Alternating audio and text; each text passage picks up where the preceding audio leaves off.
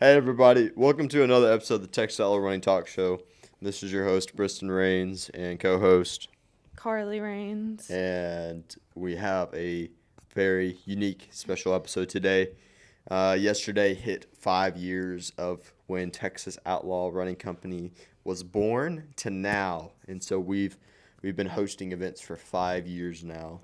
And we've hosted many events.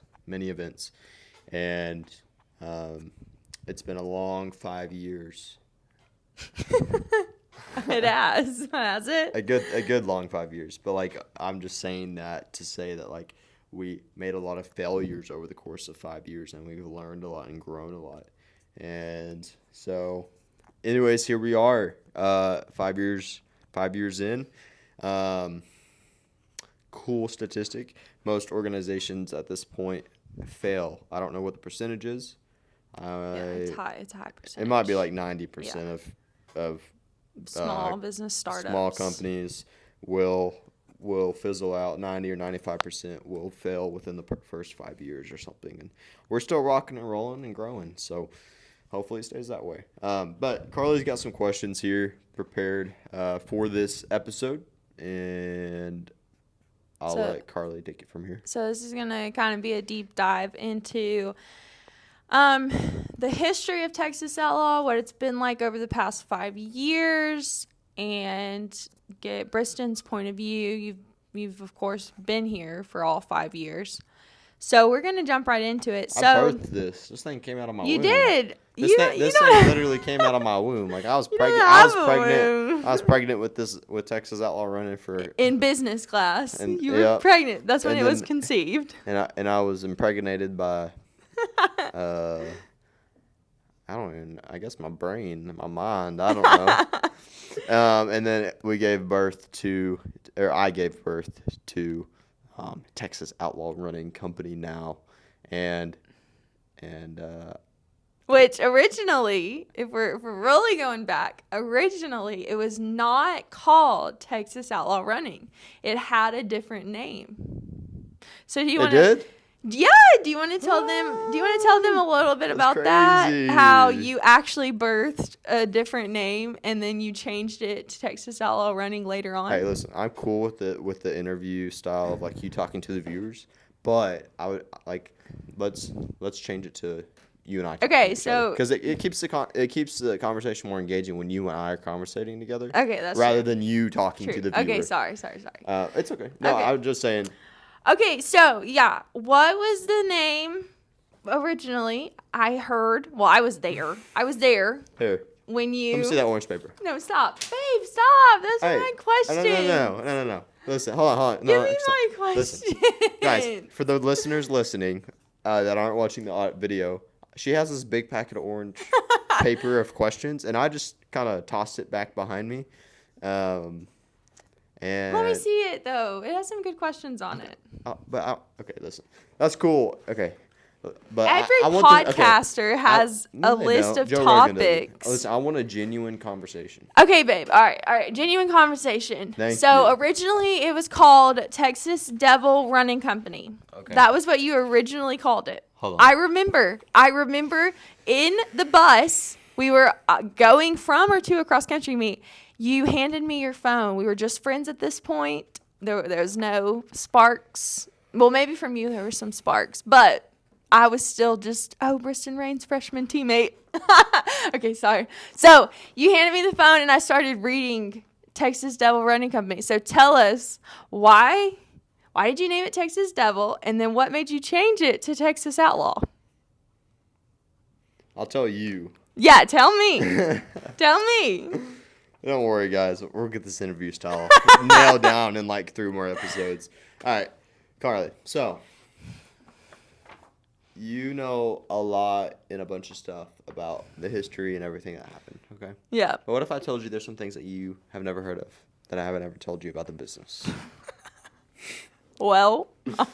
So, originally, Carly, okay, yeah. Whenever I was coming up with name ideas, I had written a list of name ideas down, and I had a bunch of different name ideas. For a running company. For a running company. Okay. Where I would put on races or coaching and all this stuff, okay? Okay. So I had a bunch of names written down, and all of them I just feel like didn't click or flow right. They didn't sound cool, okay? So when I was walking, I was meditating on the names. Okay. And as I was meditating on the names, I just thought Texas Devil Running Company. I was like, oh, that's so cool. We're doing it. So I hop in my room, and that's what it is, Texas Devil Running Company, okay?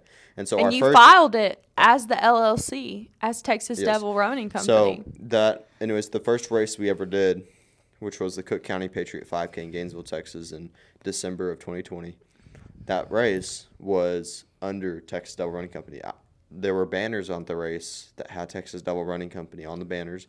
I had merch that I sold that said Texas Devil Running Company. I had hoodies, hats, and But your mom was against it.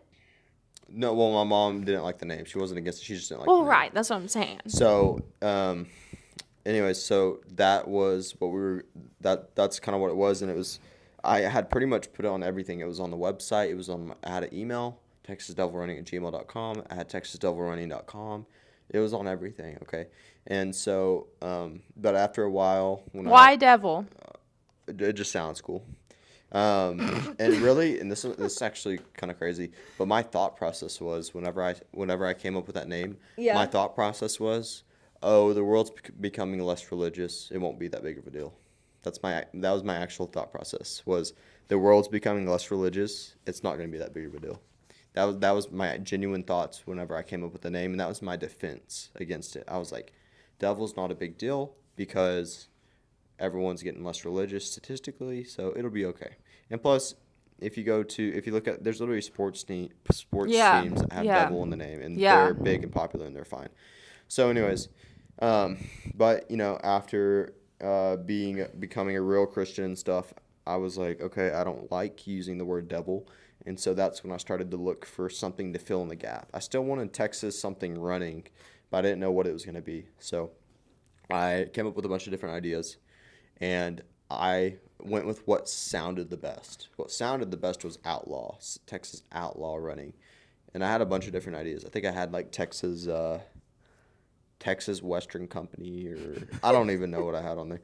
I had a list of them, and I chose Outlaw. I was like, okay, we're going to do Outlaw, Texas Outlaw Running Company. And then I tied it in, and I was like, oh, outlaws, they break the rules, break the laws. And I was thinking, like, runners are like outlaws. They're different. They're outcasts, and they break the limits. They break their own limits. It was kind of my thought process here, okay?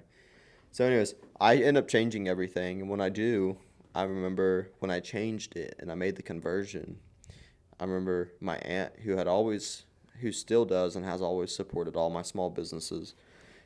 She was like, I just bought all this merch from you that says Texas Devil, and now you change it. Or maybe it was my uncle that had said that. But so I changed everything, and it was very difficult to change everything. But I got it all changed.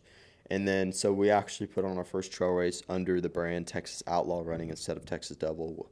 And our next race was the Chupacabra in May of 2021. And that one was Texas Outlaw Running Company.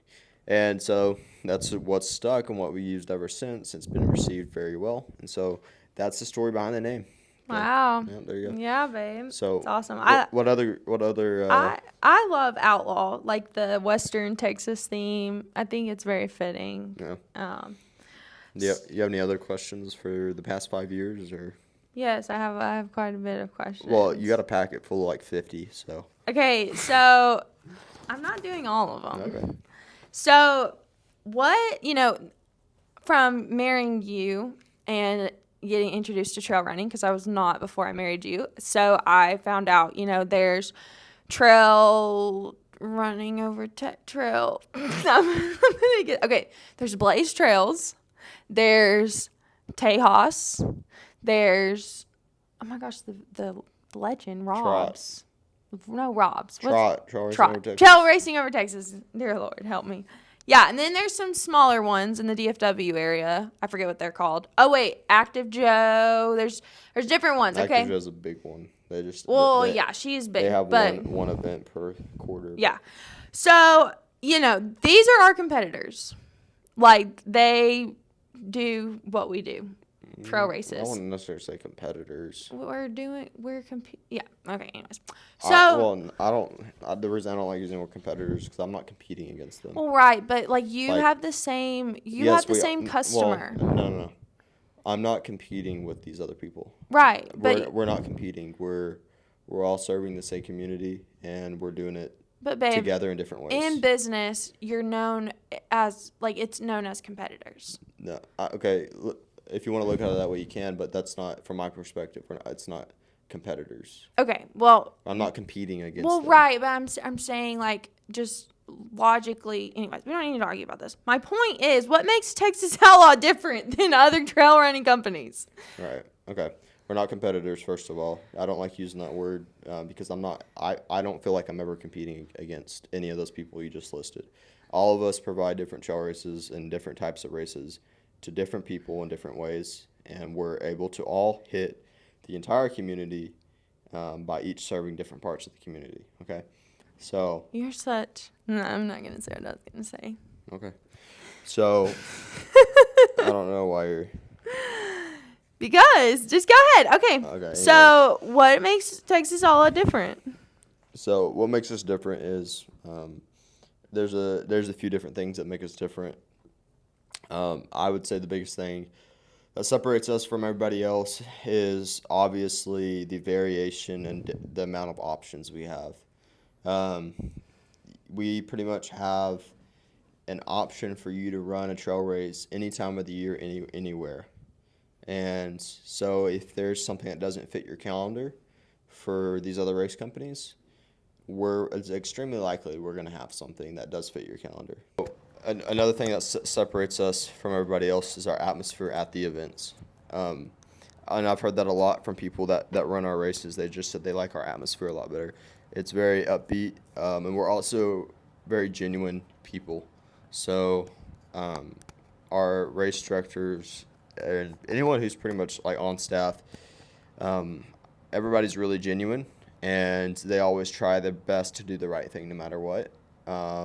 No one's a hard head. I know there's some race directors out there that are really hard and not the nicest or whatever it may be, but I feel like we're very genuine and nice and helpful to people, and we do encourage people, and we're and the fact that we are also open to everybody too.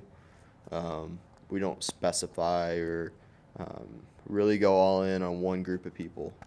We're like, if you like to run, come run. And also another thing too is I make sure at our trail races that we have really good aid stations, really good course markings, and that overall you just have a good experience. That's our priority. Like my goal is to make sure you have a good or great experience at all of our events that we host, and that's a priority. So we really do prioritize quality of the events and how they're ran.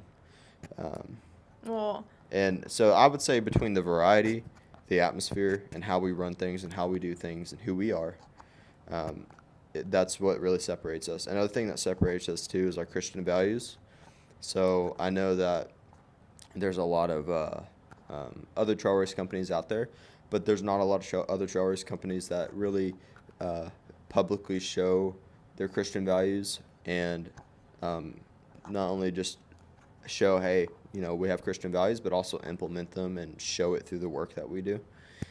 And so that's another thing that separates us too is our Christian values.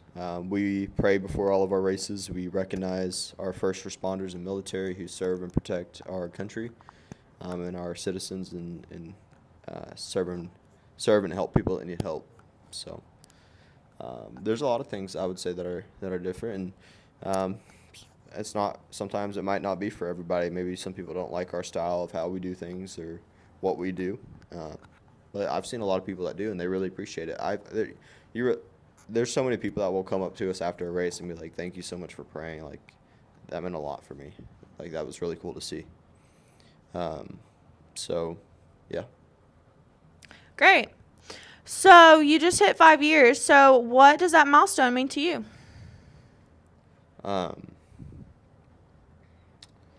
5 years, that just, I guess, really shows endurance. the Bible verse, our new slogan, by the way, run with endurance. We haven't really like officiated that. I don't think we've really like posted. Hey, We haven't posted about it, but yeah, we haven't posted or advertised it yet. But our new motto is run with endurance, or our new slogan, I guess, if you want to call it that. But I think that's really what that means to me is running with endurance, like running slow and pacing myself and pacing ourselves to achieve whatever the goal is, and pushing through the pain and the slow, painful processes that we've had to go through. So I think, 5 years, that just represents us running with endurance and really being consistent and just doing the right thing. So great. What's been your proudest moment so far? Proudest moment. Do you want me to say what you put in here? Can I see it real quick? You talked about The Office. Yeah, so proudest moment so far is, us being in a physical location, and having like actual like people on our team that are here every day, all day, and we're all kind of heading the same direction. To go from, barely paying hardly anything of my college tuition with some little extra event money left over after the events, which was barely anything, honestly, at the time, to now being able to afford to pay for a physical location and to pay for people to put food on their table, and having an actual like place. Because it's one thing when your business is like when your company is on a computer, but when your company is in an actual place, there's a lot of pride in that, because it's like, man, like you can actually see it, touch it, feel it, smell it. You know what I mean? Right now it smells like burnt wood because we got a wood cutting machine back there. But yeah, that I would say that's definitely one of the proudest moments we've had, is just being where we are now with how many events we're doing, with everyone that's on our team, and being in an actual space that is actually a real place, and not just living on a computer, which is where the business has lived the past 4 years. So Yeah.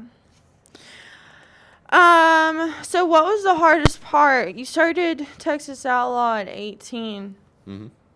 And I think from what I remember, a lot of people looked down on you in the trail running community, whether it was race directors or runners, I think because you're so young. And so, through Texas Outlaw, like, what's been the hardest part with starting a business so young and building it so young and being the boss of everything so young? Well, you make all the decisions, babe. You're the boss of everything. I'm not laughing at what you asked. I'm laughing at just how funny it's been. I mean, you're managing. You're not just managing events. You're managing employees. Yeah, you're managing. That's a managing. freaking full-time job of itself. I don't think people realize that. It's like I feel like there's people, and it's just me talking to myself, but I feel like there's people even in our own organization, and I know there's not a lot of us, so there's only a few people I can be talking about. But I feel like there's people in my own organization, and I know that they don't think this, but I feel like they're thinking like, oh, why doesn't he just like for example, next year I'm only race directing like not that many events next year. Yeah. Like I think I only have 10 or 12 events on the calendar. Everybody else is doing like 20. And I feel like in their heads they might be thinking like, oh, does Briston think he's better than everybody else? Like, why is he not putting on the same amount of events as I am? Why is he working less than me? And it's like behind the scenes, it's like I'm working double right now because managing and hiring and training is a whole, and growing a business is a whole full-time separate job thing, yeah. outside of just hosting events. Hosting events take a lot of time, but doing that and everything else is ridiculous, a ridiculous amount of hours. Like, I'll give you an example. I created a spreadsheet for our company defining everybody's worked hours. And I'm like, hey, guys, I need y'all to be here from this time to this time on these days, or I need y'all to work these days. And it's funny, you look at everybody's calendar, and after an event, they'll have 2 or 3 days rest after an event. Us, or I guess me, and if Carley comes, her too, but we like work all week, Monday through Friday for an event, We'll be in the office, and then we'll work Friday through Sunday for an event, and then we'll pick back up the next week, Monday through Friday. And so we'll work nonstop for 2 weeks. I guess 2 weeks, and then we might have a weekend of 1 or 2 days to where we don't work. But you work. A little, yeah. If I can get stuff You done, work. I get stuff done. But, anyways, to answer your question, I think people rightfully so look down on me when I first started because I genuinely didn't know what I was doing. I was just trying. I just did it and figured it out as I went. Like, I remember one of my first races I put on, I had these little tiny white signs with these little arrows, and that's what I used for course marking. And people could barely see them. They weren't a bright color. They weren't big. They were like half a sheet of paper. And everything was like very, you could tell like I didn't really know what I was doing fully. Yeah. Now, obviously, we got giant orange signs with reflective tape on them, and we course mark the crap out of every single course we do. And we've gotten better. But, yeah, like people rightfully so could look down on me back then because I didn't know what I was doing, and they treated me like I didn't know what I was doing. And honestly, they were right. But I figured it out. Like, I kind of figured it out as I went, basically, how to do stuff. Well, something that, like, being your wife, I've noticed is, like, yeah, you're young, but there have been people in our community who you're young, so you're going to make mistakes, but they, like, see your heart, they see the vision, and they, like, celebrate that and pour into that. And as your wife, I really appreciate that because it's like you're not going to do everything right.